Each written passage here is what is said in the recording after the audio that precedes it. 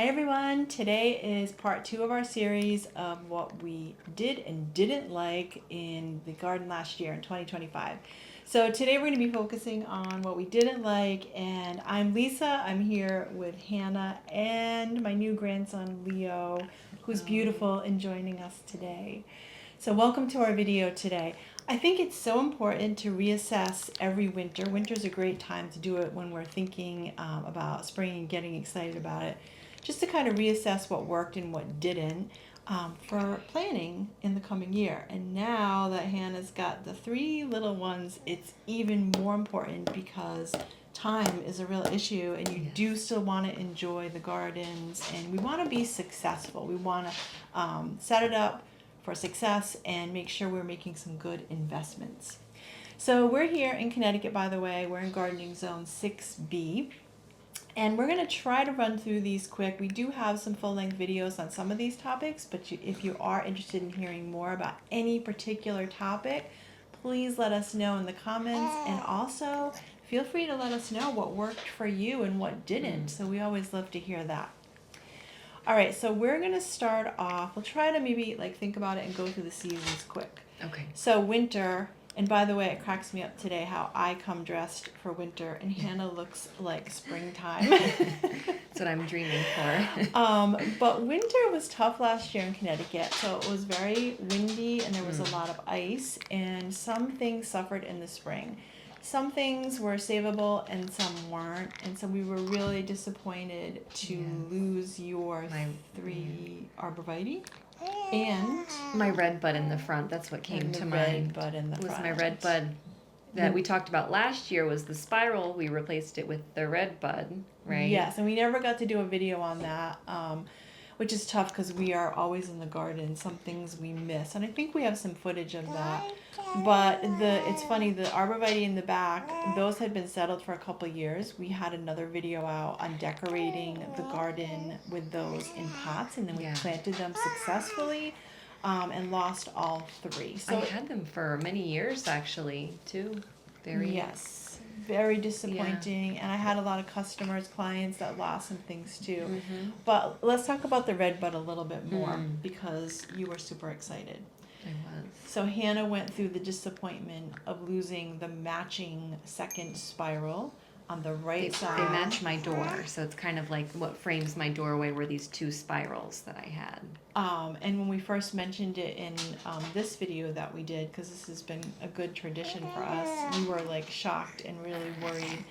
And then we settled on we had a lot of options. Settled on the weeping red bud. I think it's Ruby Falls. Beautiful heart-shaped leaves. Looks great all year because of the form, the flowers, the foliage. But it didn't make it through the winter last year. And I even tried to convince you to cut it down and replant it because it was a little tiny bit left at the bottom. Because I'm like, well, why throw it in the compost, give it a try, and it was a lot of work and it didn't work out. Didn't make it. But what I will confess about the red buds is that once they're settled, they're pretty hardy, but they're tough to get settled. So I had a client this year that wanted us to plant one in the fall, and we decided to wait until the spring because they can be a little finicky and not super cold hardy. But yours you had planted well before winter. I did, yeah. It just didn't work out. So that was unfortunate. And then the next thing, the big change that you made in your garden. Very big change, yes. Now, I do want to mention that Hannah doesn't have a lot of time, and the kids love to play in the garden, which we also love, a lot of family time out there. And so it's really important to have it be kid-friendly. And we have some videos on your knockout roses. You had 2 of them out there. And was it the pink one or the yellow one? The pink one. The pink one. The pink one we ended up removing because it was overrun by beetles. Now you can control it, and knockouts are a little less work, but roses in general can be more work, and it can mean spraying them with chemicals, and because of the kids you didn't want to do that. And the time factor as well. Just But I also remember you saying that you didn't like having anything thorny out Yeah, there. yeah. That was a big concern. The thorns, because of the beetles, the thorns were kind of all over the ground as well. So And they're out there barefoot. they're out there barefoot.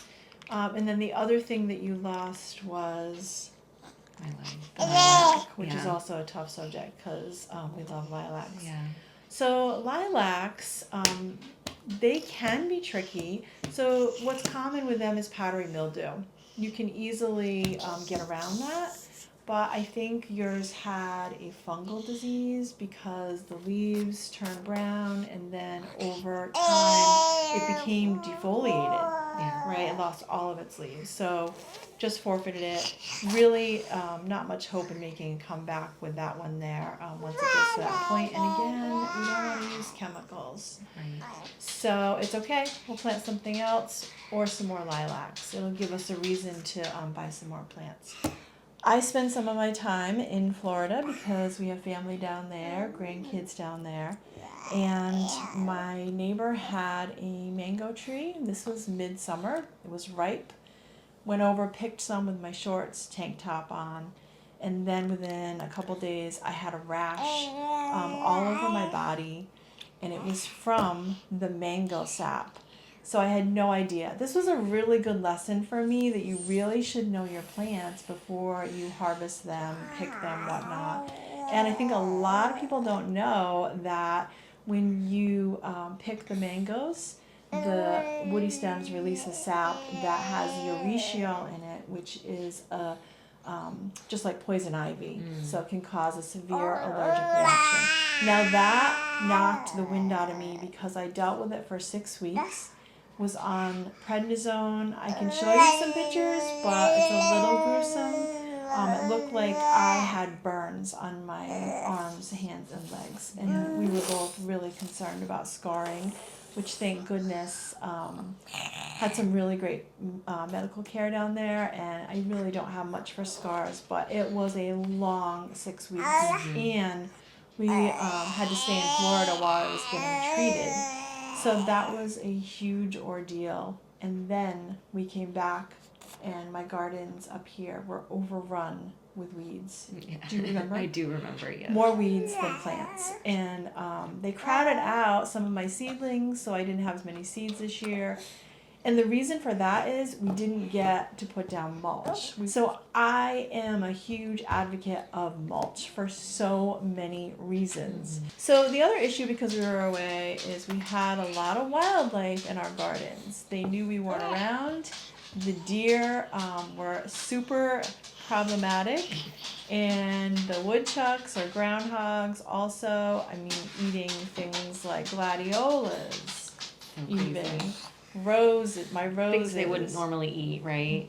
No, groundhogs got to my green beans.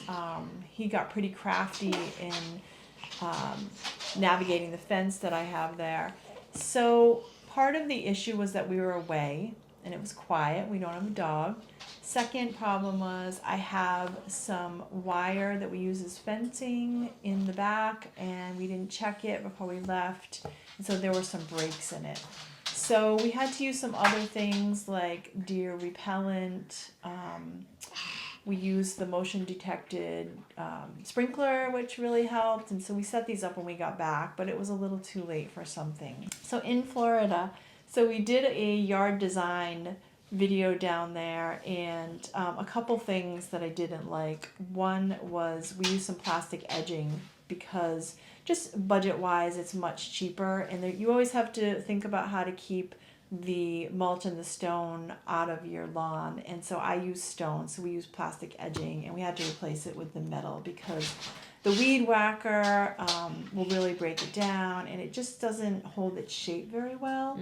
So this year we upgraded to the metal edging, and it's really beautiful. And a lot of times you and I, we just like a shovel edge. Yes. Yeah. But because we were using the stone, I had to use an edging and didn't have a lot of money when we first bought the house. So that was one. And number two was the snakeskin in my big container down there. Mm. This is the second time we've encountered a snake in a container, and that is a no-go for Gigi.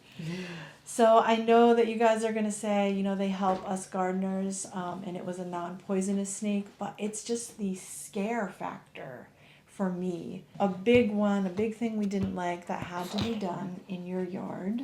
Yes, was the tree. Unfortunately, I have this beautiful, Huge tree that's been there for years, and it provided so much shade to our backyard, which is really important because we're always back there in the summertime with the kids. So unfortunately, we get some pretty big windstorms here, and we were starting to lose some pretty large limbs. And they said, unfortunately, we need to cut down the tree. Yeah. Yeah, it was really sad because we all spent a lot of time out there and it provided a lot of shade. It was a mature maple tree.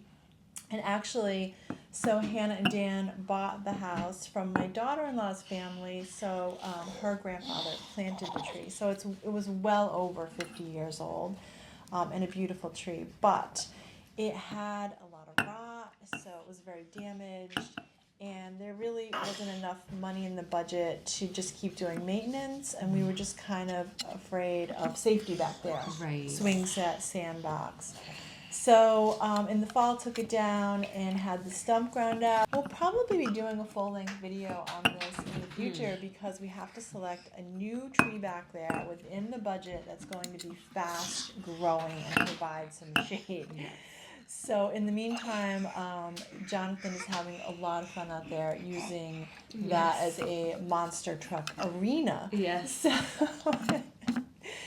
So I think that about rounds it up. And again, we love hearing from all of you at home and appreciate you watching our videos and subscribing to our channel. And if you haven't already, check out our channel and please subscribe. And we're going to be having a lot of future gardening fun with this crew.